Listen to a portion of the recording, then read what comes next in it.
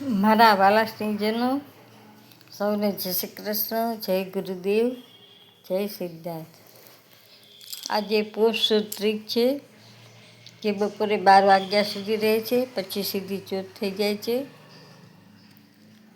આજની રાશિ છે મકર, નામના અક્ષર છે ખ ને જ.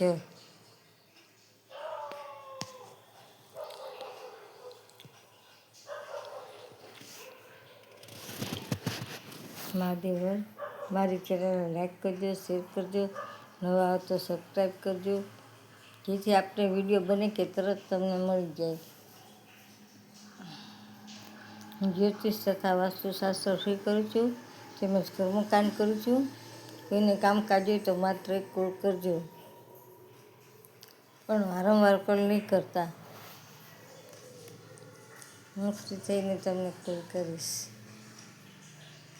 મહાદેવર.